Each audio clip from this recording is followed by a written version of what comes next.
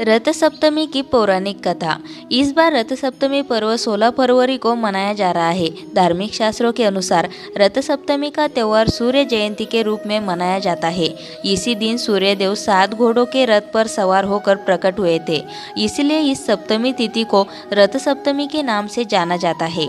पुराणों में सूर्य को आरोग्यदायक कहा गया है तथा सूर्य की उपासना से रोग मुक्ति का मार्ग भी बताया गया है। इस व्रत को करने से शरीर की कमजोरी, हड्डियों की कमजोरी, जोड़ों का दर्द आदि रोगों से मुक्ति मिलती है।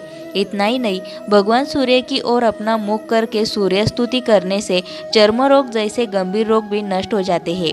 धार्मिक ग्रंथों के अनुसार यदि विधि विधान से यह व्रत किया जाए तो संपूर्ण माघ मास के स्नान का पुण्य मिलता है। रथ सप्तमी यानी माघ शुक्ल सप्तमी से संबंधित कथा का उल्लेख पौराणिक ग्रंथों में मिलता है। रथ या अचला सप्तमी की पौराणिक व्रत कथा के अनुसार भगवान श्री कृष्ण के पुत्र शाम को अपने शारीरिक बल पर बहुत अभिमान हो गया था। एक बार दुर्वासा ऋषि भगवान श्री कृष्ण से मिलने आए। वे बहुत अधिक दिनों तक तप करके आए थे और इस कारण उनका शरीर बहुत दुर्बल हो गया था। शाम उनकी दुर्बलता को देखकर जोर जोर से हंसने लगा और अपने अभिमान के चलते उनका अपमान कर दिया।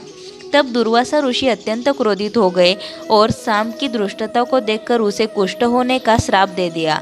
शाम की यह स्थिति देखकर श्री कृष्ण ने उसे भगवान सूर्य की उपासना करने को कहा। पिता की आज्ञा मानकर शाम ने भगवान सूर्यदेव की आराधना करना प्रारंभ किया, जिसके फलस्वरूप कुछ ही समय पश्चात उसे कुष्ठ रोग से मुक्ति प्राप्त हो गई और सूर्य व्रत करने और सूर्य के प्रति अटूट भक्ति के कारण फलस्वरूप शाम एक बार फिर अपनी सुंदर और आकर्षक काया को प्राप्त किया।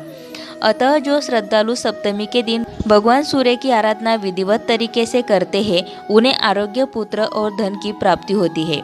अन्य कथा। रथ माघी सप्तमी की एक अन्य कथा के अनुसार एक गणिका नाम की महिला ने अपने पूरे जीवन में कभी कोई दान पुण्य का कार्य नहीं किया था।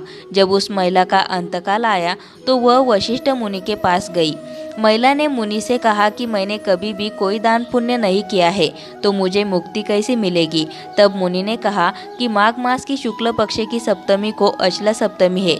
इस दिन किसी अन्य दिन की अपेक्षा किया गया दान पुण्य का 1000 गुना प्राप्त होता है। इस दिन पवित्र नदी में स्नान कर भगवान सूर्य को जल दे और दीप दान करे तथा दिन में एक बार बिना नमक के भोजन करे।